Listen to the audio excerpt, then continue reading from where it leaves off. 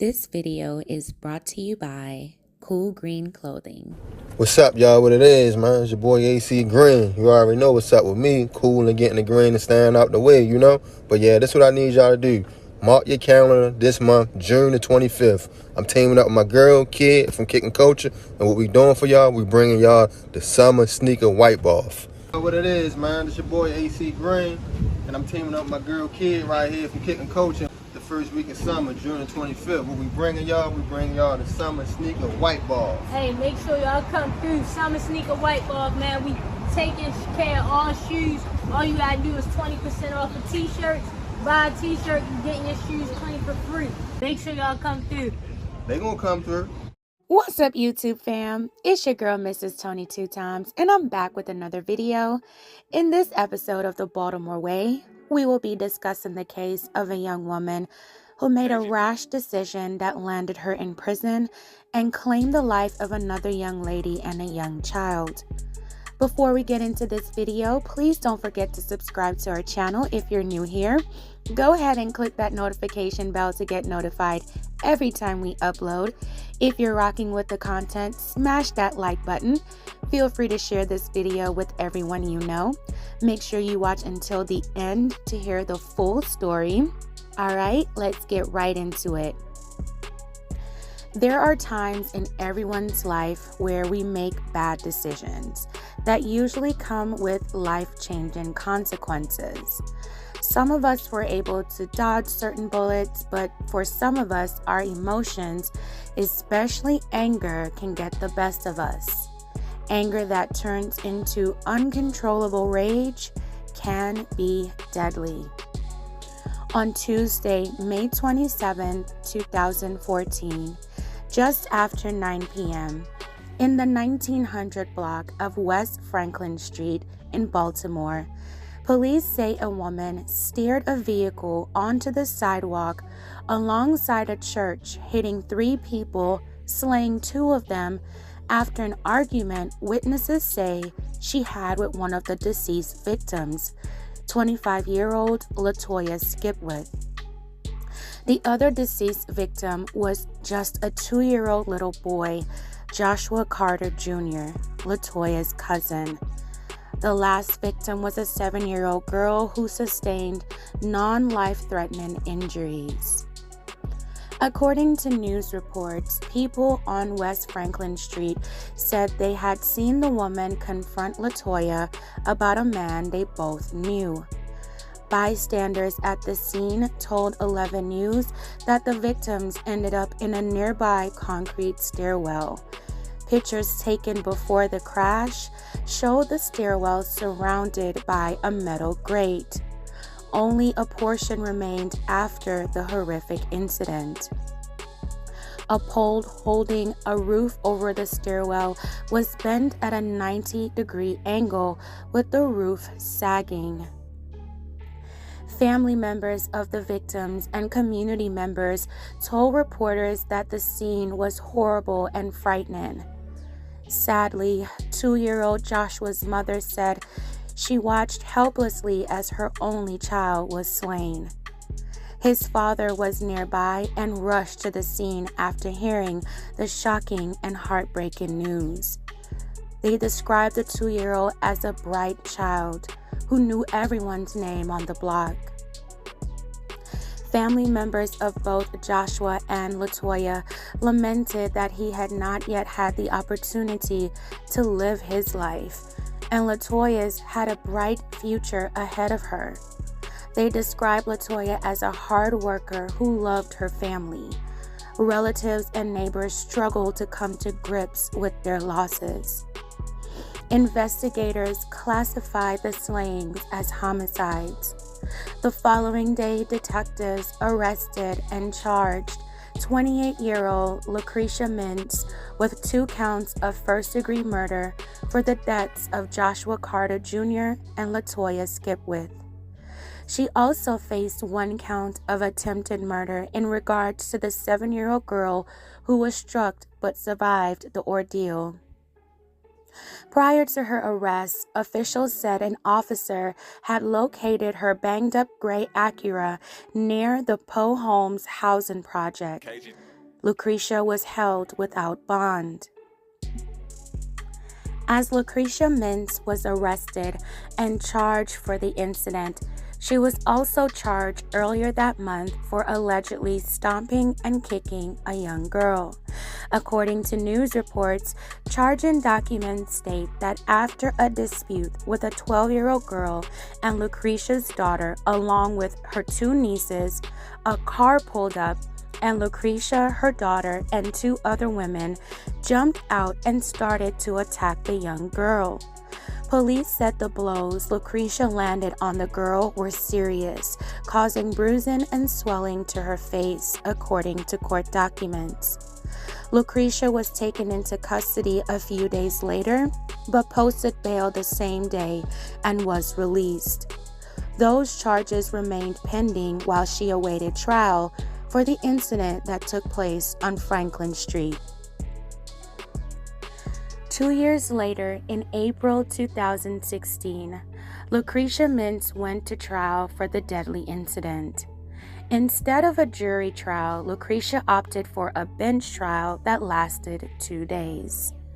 During the trial, the investigation revealed Lucretia had driven over to the home of her ex-boyfriend to confront him after the two had an argument online.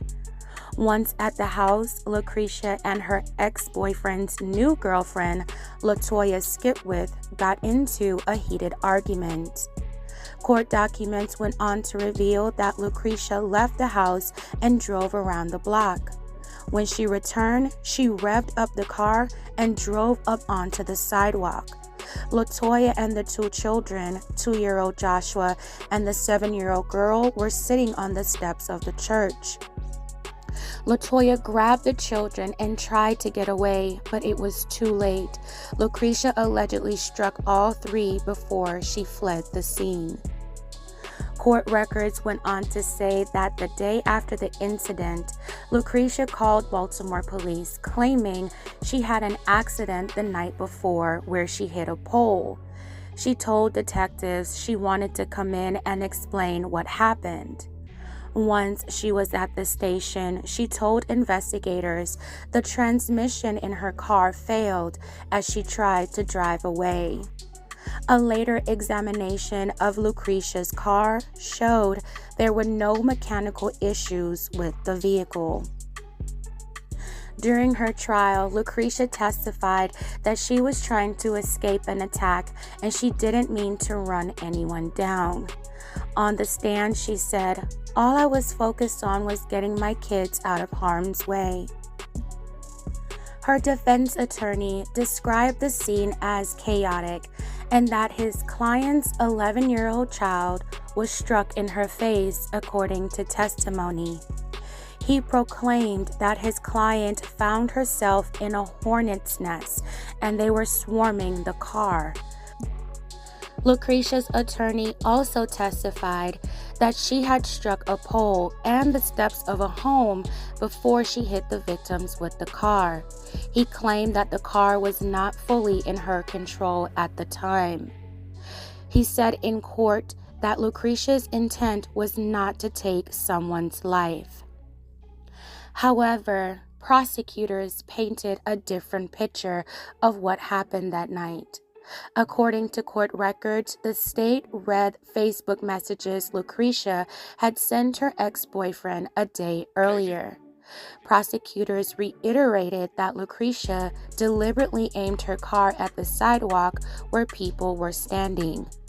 Prosecutors said she had a clear path to leave the scene of the argument, but she did not, explaining how witnesses said she drove away, then turned around and charged down the street. Prosecutors also said she had emerged from her vehicle at one point during the altercation with a knife. Prosecutors alleged that she told detectives that the knife was her weapon of choice. They alleged she also kept a stun gun and pepper spray in her vehicle. In the courtroom, prosecutors asked rhetorically, "Who has a weapon of choice?" After hearing both sides, the judge presiding over the trial handed down a verdict of guilty. Lucretia Mintz was found guilty of first and second-degree murder. According to news reports, relatives left the courtroom saying, "Thank you, God," and "Justice, justice, justice." Lucretia Mintz faced up to life plus 55 years in prison.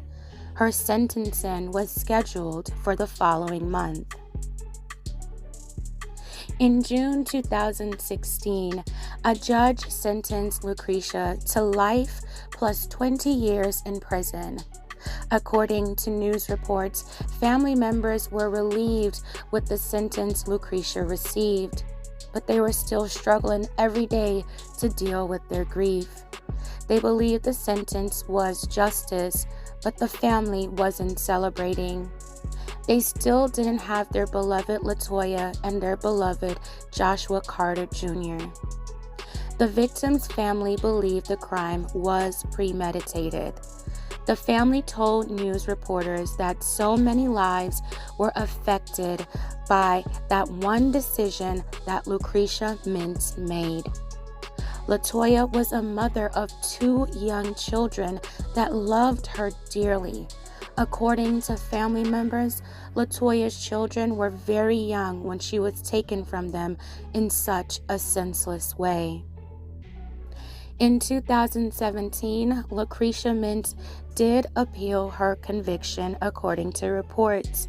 In the appeal, she and her attorneys hope for her charge to be reduced to voluntary manslaughter.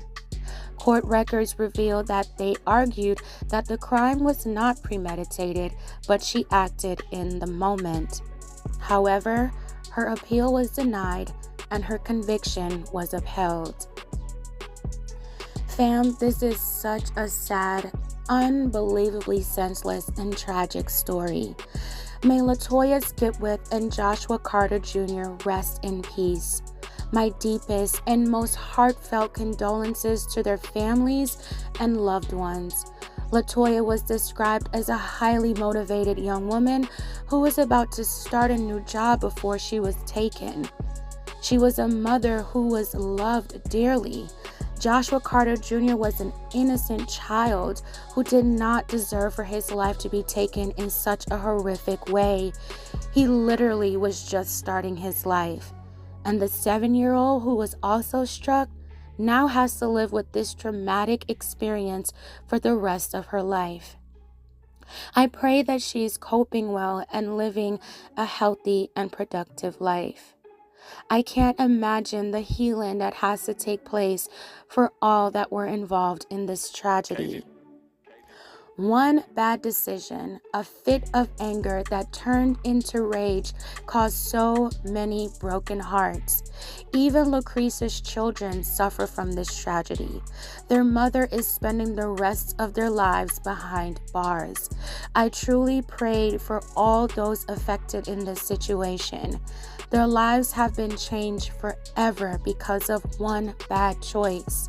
Lucretia had a choice to walk away. Shoot, she had a choice to not show up to the home with her children in the car. She had a choice to simply move on with her life. We all have choices, and choices have consequences, good and bad. Let this be a reminder to make your choices wisely. The consequences to your choices do not only affect you, but can also affect those around you. All right, fam, tell me what you think about this story down in the comments. Please feel free to send condolences, prayers, or encouraging words to the families affected by this tragedy. Spread a little love in this cold world. Don't forget to subscribe to our channel and give us a thumbs up if you're rocking with the content. Thank you so much for watching. This is Mrs. Tony 2 Times, and I'm out.